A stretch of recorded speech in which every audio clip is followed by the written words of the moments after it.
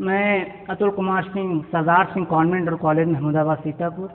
बच्चों, हमने मीराबाई जी का जीवन परिचय पढ़ा था। अब मीराबाई जी की जो कृति है पदावली, उसका पहला पद हम पढ़ेंगे और ये वीडियो भाग 1 है।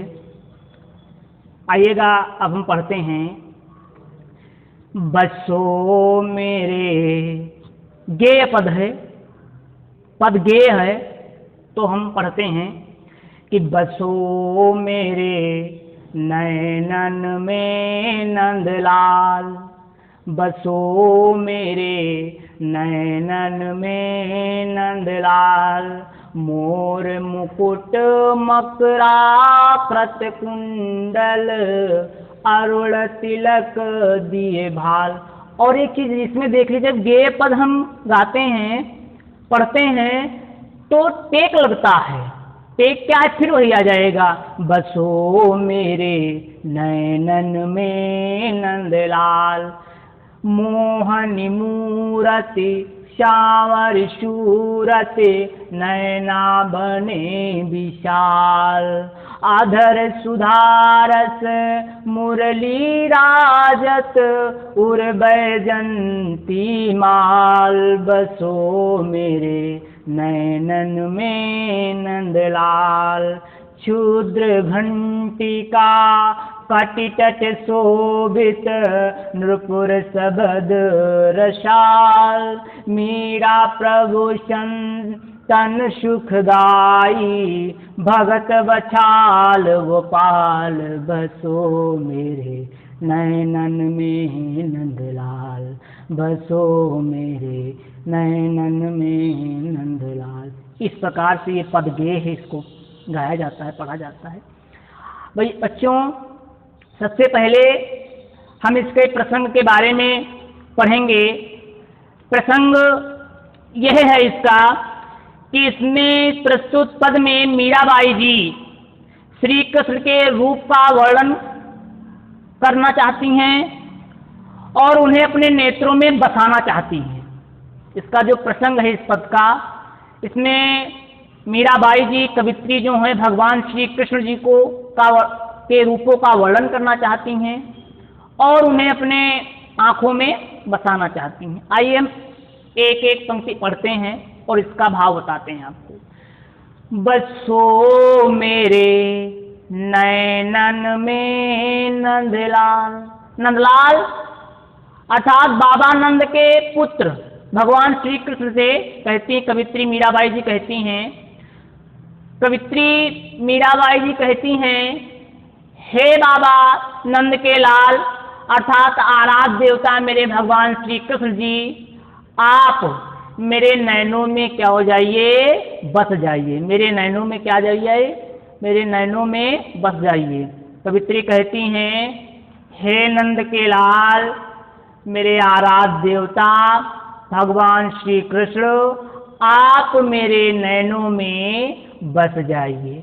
अब उनके रूपों का वर्णन क्या कर रही हैं कि मोर मुकुट मकरा कृत कुंडल, अरुण तिलक दिए भाल।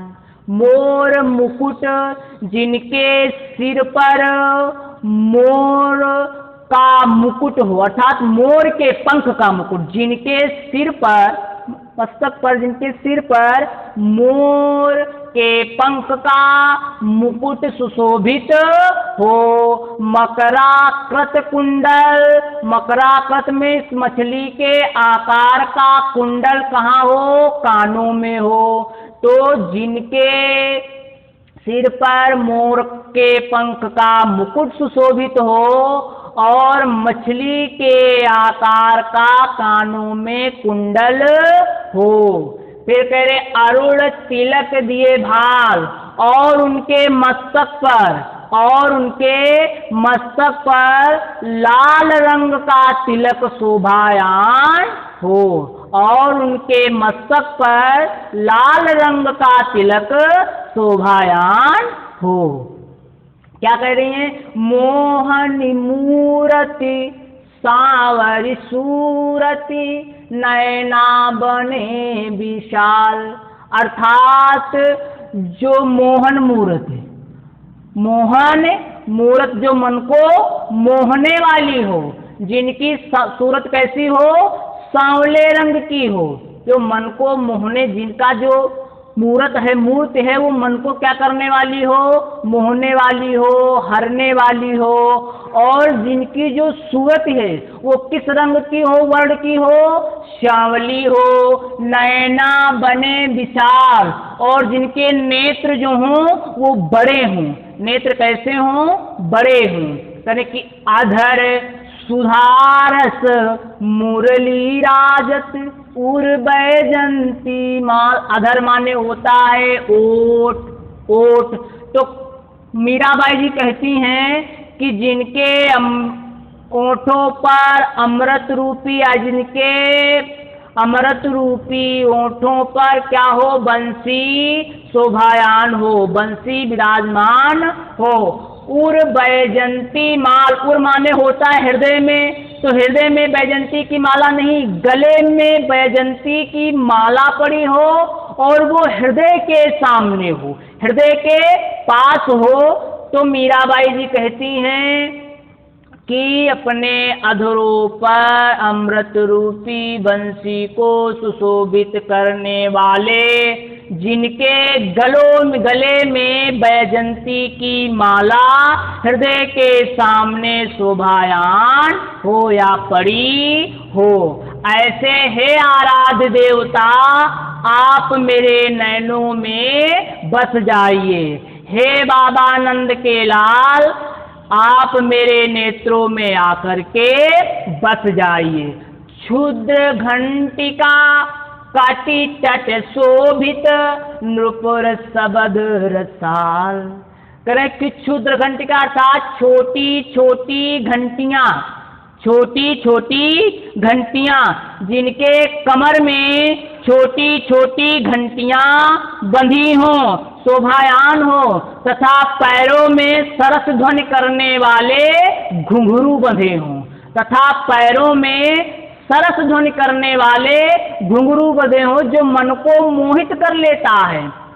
तो मीराबाई जी बताती हैं जिनके कमर में छोटी छोटी घंटियां क्या हो, शोभायान हो, और तथा पैरों में सरस ध्वनि करने वाली घुंघरू बंधे हों, सरस ध्वनि करने वाली क्या बंधे हों, घुंघरू बंधे हों, ऐसे हे आराध्य देवता, हे बाबा नंद के लाल आप मेरे नेत्रों में आकर के बस जाइए, समा जाइए। अंतिम पंक्ति देखिएगा कि मेरा प्रभु संतन सुखदाई भगत वत्सल गोपाल। मीराबाई जी कहती हैं हे भगवान श्री कृष्ण, हे मेरे आराध्य देवता, जिस प्रकार संतों को सुख देने वाले हो, जिस प्रकार संतों को सुख देने वाले तथा भक्तों पर वात्सल्य भाव रखने वाले, तथा भक्तों पर वात्सल्य भाव रखने वाले, भाव यह है कि भक्तों को श्री भक्तों के प्रति श्री कृष्ण जी पुत्रवत व्यवहार करते हैं। इस प्रकार जिस प्रकार आप भक्तों के प्रति पुत्रवत व्यवहार करते हैं, उन्हें वात्सल्य भाव रखते हैं, हे आराध्य देवता मेरी भी यही इच्छा है कि आप मेरे आंखों में आकर के बस जाइए, श्री कृष्ण जी मेरे नेत्र में आकर के बस जाइए, बस मेरी यही आकांक्षा है। तो इस प्रकार से बच्चों आपको मैंने ये इसके भावार्थ पढ़ाए। उसके बाद में इसका काव्यगत सौंदर्य क्या है तो देखिएगा, भगवान श्री कृष्ण के मोहक, भगवान श्री कृष्ण का मोहक वर्णन कवित्री मीराबाई जी ने किया है, ये विशेष में लिख दीजिएगा। गेय पद है, अनुप्रास अलंकार है, रस भक्ति और शांत है, शब्द शक्ति अभिधा है, और प्रथम पंक्ति में लक्षणा है। इसमें प्रथम पंक्ति में क्या है, लक्षणा है। भाव साम्य है ये कि कविवर बिहारी ने भी श्री कृष्ण की मोहक, जो भाव साम्य होता है उसमें कविवर बिहारी जी ने भी श्री कृष्ण जी के प्रति एक उनका छवि का वर्णन किया है, जो है इस प्रकार से कि शीस मुकुट कटिकाक्षणी कर मुरली उर्माल इहि बानक मोमन सदा बसो बिहारी लाल। तो इस प्रकार में बिहारी लाल जी ने भी दोहा लिख करके उनके छवि का वर्णन किया है। अनुप्रास अलंकार है, शैली मुक्तक वर्णात्मक है, भाषा राजस्थानी और ब्रजभाषा है। इस प्रकार से गुण जो है वो माधुर्य है, ये आपके काव्यगत सौंदर्य है। इस प्रकार से ये आपका पहला पद रहा। शेष पद आपको इसी क्रम से वीडियो में मिलते रहेंगे। तब तक के लिए धन्यवाद। आप सभी लोग इसको अच्छी तरीके से पढ़ते रहिए। धन्यवाद।